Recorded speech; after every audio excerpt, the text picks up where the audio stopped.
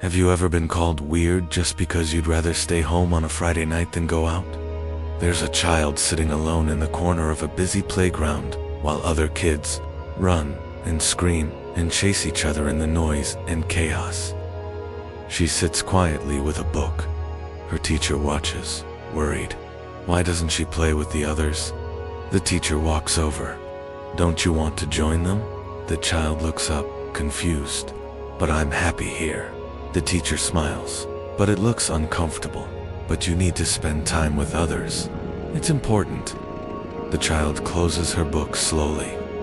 She doesn't understand why being happy alone is treated like a problem. She walks toward the group, but something inside her already knows.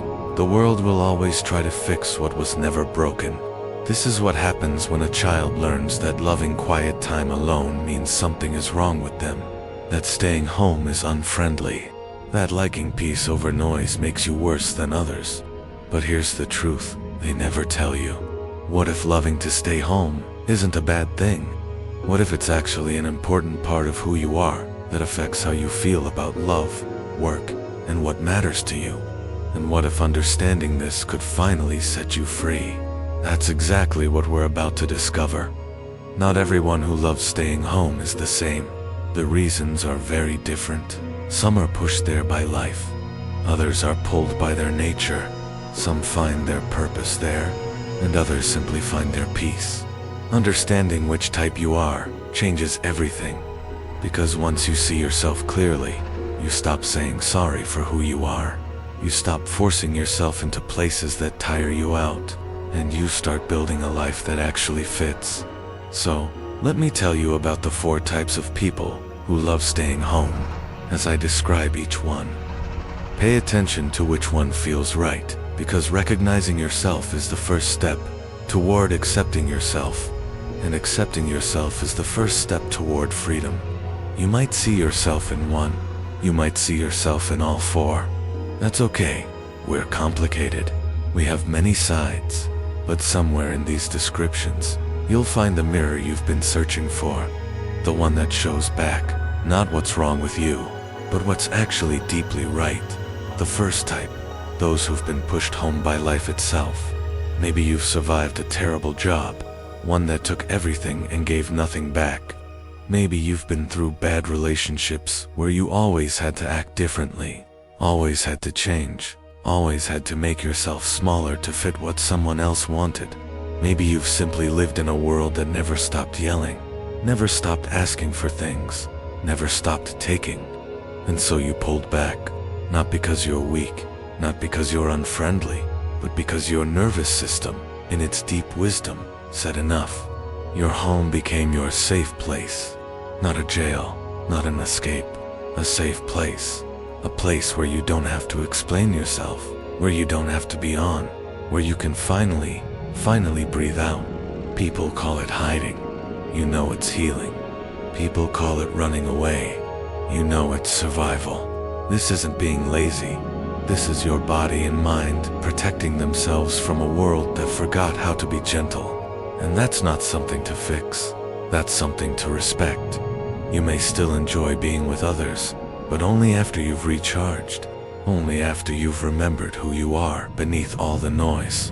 Because when you're out there too long, you start to lose yourself. And coming home isn't running away, it's return. Return to yourself. Return to center.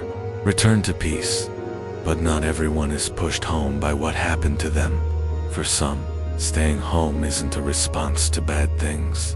It's a basic need, a biological truth. This is the second type. These are the true introverts. For them, being home isn't just what they like. It's what they need. It's how they keep their mental and emotional balance. Being social, especially in demanding ways, doesn't give them energy. It takes it away. Think of it like a battery. Extroverts charge up by being around people. The more social time, the more alive they feel. But introverts, they run on a completely different system. People drain the battery.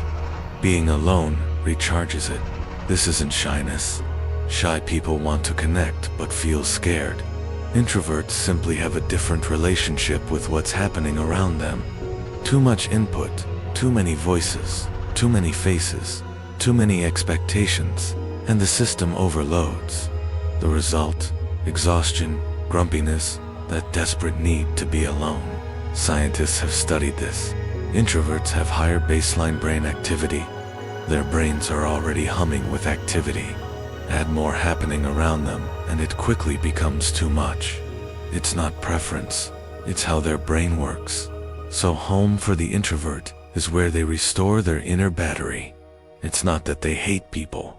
They've simply learned that too much of anything, even good things, leads to burnout. And here's what society never tells them. This is not a flaw to get over. This is a design to understand. The world celebrates the loud, the visible, the always available. But depth requires stillness. Understanding requires being alone. Creativity requires space. And the introvert knows this naturally. At home, they can drop the mask. They can stop performing the tiring act of being extroverted. They can simply be. No small talk, no forced smiles, no pretending that shallow connection feels like anything other than what it is, empty. This is their power, not their weakness. They don't need constant approval from outside sources. They've built an inner world so rich that being alone never feels lonely.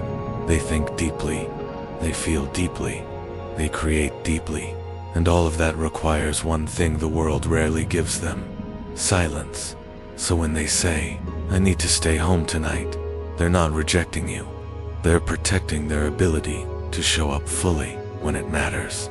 They're choosing quality over quantity, depth over surface, and that's not unfriendly, that's wisdom. The third type, the creators, artists, writers, musicians. People whose best work comes not in the chaos of the world, but in the quiet of being alone. For them, home isn't just rest. It's a laboratory, a studio, a safe place where ideas become real. They're not avoiding the world. They're diving deep into their minds without distraction. The noise outside interrupts the music inside. Some of the world's most amazing art was born in quiet rooms, alone, undisturbed. Because creating requires focus, and focus requires space.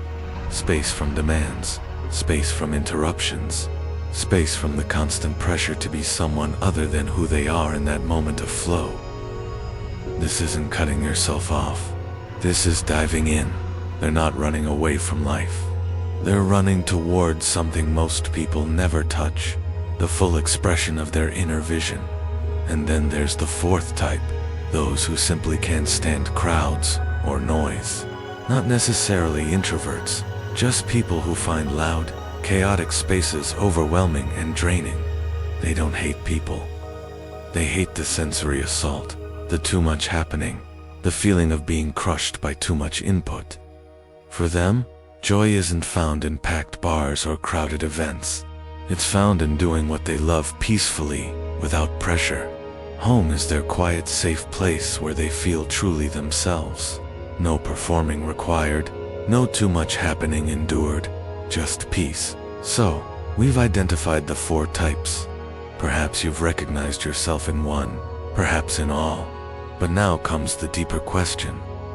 What makes these people truly unique? What do they all share beneath the surface? Because here's what most people miss. Loving to stay home isn't just about what you like. It's about psychology, about how you process the world, about what you need to do well. And when you understand these 6 truths, everything changes. You stop defending yourself. You stop feeling broken. You stop forcing yourself into molds that were never made for you. Instead, you start building a life that honors who you actually are. These aren't just observations. These are backed by research, by psychology, by the lived experience of millions who've spent their lives being told they're somehow wrong for loving what brings them peace. So, let's dive deep. Let's explore the 6 psychological truths that define people who love staying home. And as we do, I want you to notice something. How much of your life has been spent fighting against these truths, instead of accepting them? The first truth, People who love staying home face constant social pressure from the moment they're young. If you preferred being alone as a child, you heard it all the time. Go outside and play. Why don't you have more friends? You need to be more social, as if there's something basically wrong with you, as if loving quiet means you're damaged. Society worships the extroverted ideal, the person who's always out, always connecting, always visible. We celebrate the networker, the partygoer, the one with 1,000 friends and a packed calendar. But here's what they never tell you. Being alone is not a defect. It's a form of energy restoration. It's real, it's necessary, and it's backed by science. Research shows that people who recharge through alone time actually have better emotional control, better mental clarity, better ability for deep thought. They're not running from life. They're creating the space to engage with it more fully. Choosing to be alone isn't rejecting life. It's rebalancing it. You're not broken because you need time alone. You're not unfriendly because you find peace in your own company. You're simply wired differently, and that wiring is not a bug. It's a feature. The second truth, people who love staying home are unfairly labeled as lazy or unfriendly. But the reality, many are extraordinarily productive and self-directed. They do well in silence. They build structure in their routines. They create high-quality work without the need for constant outside approval or someone watching over them. A 2023 Harvard Business Review study found that people who work in self-controlled environments, often from home, are more effective and less burned out. Why? Because they're not wasting energy managing what's happening around them. They're directing it toward what matters. And unfriendly, that word is deeply misused. Unfriendly means disregard for others, cruelty, manipulation. That's not what this is. WantingMeaningful.com. Infrequent connection is not unfriendly. It's being choosy. It's being intentional. People who love staying home often prefer fewer relationships, but deeper ones. They communicate with purpose, not obligation. They're not avoiding people. They're avoiding shallowness. They're avoiding the exhausting dance of small talk, forced smiles, and social performance that leads nowhere. Quality over quantity, depth over surface, intention over obligation. That's not unfriendly. That's mature. So the next time someone calls you lazy for staying home, remember discipline looks different for different people. And the next time someone calls you unfriendly, remember depth doesn't require crowds. The third truth. People who love staying home often form deep emotional bonds with animals, especially pets. This isn't secondary. It's not a replacement for real connection. For many, the relationship with their pet is one of the most emotionally important bonds in their life, and science backs this up. The Human Animal Bond Research Institute found that living with pets improves heart health, reduces stress hormones, and increases dopamine and oxytocin. Asterisk, the chemicals connected to happiness and bonding. Pets offer something rare, emotional consistency. They don't judge. They don't demand performance. They don't require you to be anything other than present. And for people who spent their lives feeling misunderstood or pressured to be someone they're not, that unconditional acceptance is healing. There's a quiet joy in routine with an animal. The morning walk, the soft purr, the way they wait by the door. These small rituals provide emotional balance that many human relationships can't match. Not because human connection isn't valuable, but because it's often complicated by expectation, miscommunication, and performance. Animals don't ask you to explain why you need to be alone. They simply exist with you. And sometimes that's the deepest form of companionship. The fourth truth. People who love staying home develop fierce, unwavering loyalty to their interests and passions. They don't chase trends. They don't hop from hobby to hobby seeking something new. They return to what they love again and again, not out of habit, but out of deep respect. They read the same author, rewatched the same film, returned to the same creative practice. And in that repetition, They find depth. They find layers others miss. They develop mastery. They build a relationship not just with the hobby, but with themselves through it. The American Psychological Association found in 2022 that having fewer but more meaningful connections, including connections to interests and passions, leads to higher long-term emotional well-being. These people aren't running away from life, they're carefully choosing it. Home becomes a container for identity, passion, and emotional depth. It's not an escape, it's an expression. In the fifth truth, people who love staying home do well in remote work. This isn't just about convenience, it's life-changing. Remote work allows them to control their pace, to reduce distractions, to keep energy for what truly matters. They're not avoiding effort, they're making conditions better. Stanford University found in 2022 that remote workers were 13% more productive and reported much higher job satisfaction. Why? Because they work in environments that match their needs. People who do well remotely have higher self-control. They manage boundaries better. They understand their limits and they protect their energy fiercely. Choosing to work from home isn't about comfort, it's about ability. It's about performing at their best in the way that actually works for them. This isn't laziness, this is smart self. And now we come to the sixth truth, the deepest one, the one that changes everything. People who love staying home have a deeply rich inner world. Their alone time isn't empty. It's overflowing with ideas, with questions, with memories, with understanding. They journal, they reflect, they read, they create. They listen not to podcasts or noise but to themselves, to the quiet voice that speaks only in stillness. Dr. Lori Halgo, author of Introvert Power, writes, "Being alone is not the absence of energy, but the presence of self." Read that again. The presence of self? In those quiet rooms and personal rituals, many people find the space to heal, to grow, to imagine. Their emotional intelligence is often high, their thinking rarely shallow, their personal development deeply self-directed. They don't need outside approval to know who they are. They've spent years in conversation with themselves. They know their shadows. They know their light. They've done the work most people avoid, sitting with themselves long enough to actually meet themselves. This is not running away. This is being present, radical, uncomfortable, beautiful being present. While the world mistakes their stillness for emptiness, they're building entire universes inside. They're asking questions most people are too distracted to hear. They're feeling things most people are too busy to notice. They're becoming people most others never have the space to become. They're not running from the world. They're carrying it inside them. And when you understand this, when you truly understand that your love of home isn't running away but depth, you stop apologizing.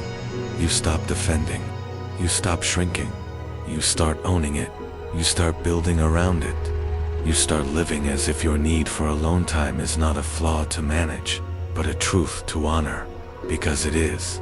But here's where we need to pause, because there's something we haven't talked about yet. Something critical. Something that changes everything. All four types share something deep. They've discovered that peace isn't found in noise, that meaning isn't found in crowds, that home can be a safe place. But here's the hard truth, the one no one wants to hear, the one that separates wisdom from running away. Peace and cutting yourself off live very close to each other, closer than you think. And if you stay in peace too long without movement, it silently slowly becomes loneliness. The comfort that once healed you starts to trap you. The silence that once restored you starts to echo with emptiness. This isn't about forcing yourself to be extroverted. It's not about pretending you love crowds when you don't. It's about recognizing a dangerous line. A line so thin you can cross it without noticing. Because here's what happens. You stay in too long. You stop reaching out. You stop stepping outside. You convince yourself you're fine, that you don't need anyone, that you're complete on your own. And maybe you are for a while, but then slowly, things shift. you stop growing. You stop feeling motivated. Your world shrinks. Your thoughts loop. The comfort that once fed you becomes the reason you feel stuck. This is the trap. The one people who love staying home must carefully watch for, because the line between restorative solitude and destructive isolation is almost invisible until you've already crossed it. Being alone builds your soul, but the world reminds you it's still alive. You need both. Not in equal measure, not in the way society tells you, but you need both. You can love your space. You can love your alone time. You can do well in quiet, but don't let it steal your connection to life itself. Don't let it become the reason you stop moving, stop growing, stop feeling. Because here's what I've seen happen again and again. People who once chose home as healing start choosing it as hiding. They stop answering calls, stop accepting invitations, stop engaging, and they tell themselves it's because they're introverted, because they prefer peace. But underneath, they're afraid of being hurt, afraid of being disappointed, afraid of being seen. And so they stay, not because they're recharging, but because they're pulling back. And that's when home stops being a safe place and starts being prison. This isn't about forcing yourself to be social. It's not about becoming someone you're not. It's about noticing when your preference has turned into a pattern, when your peace has turned into being stuck, when your alone time has turned into not growing. You don't need to go out every night. You don't need a packed social calendar. You don't need to perform being extroverted. But you do need to step outside sometimes, even if it's just a walk, even if it's just sunlight on your face, even if it's just a brief conversation with someone who feels safe. Because balance isn't about being more social. It's about staying alive, staying connected, not just to people, but to life, to movement, to possibility. Home should be where you rest, not where you hide.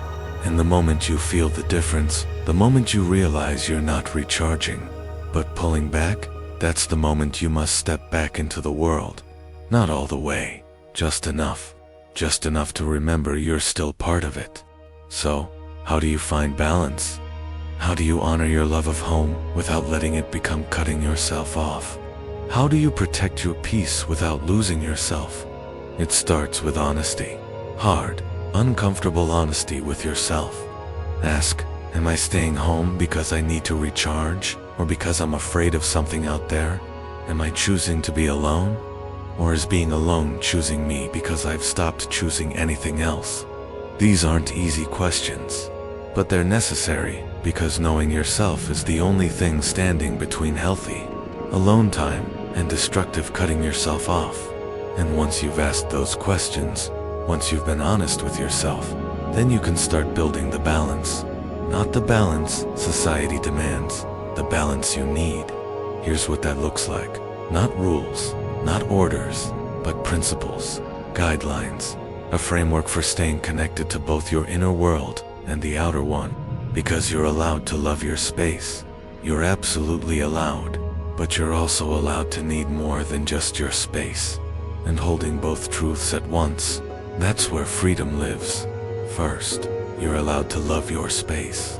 You're allowed to prefer being alone.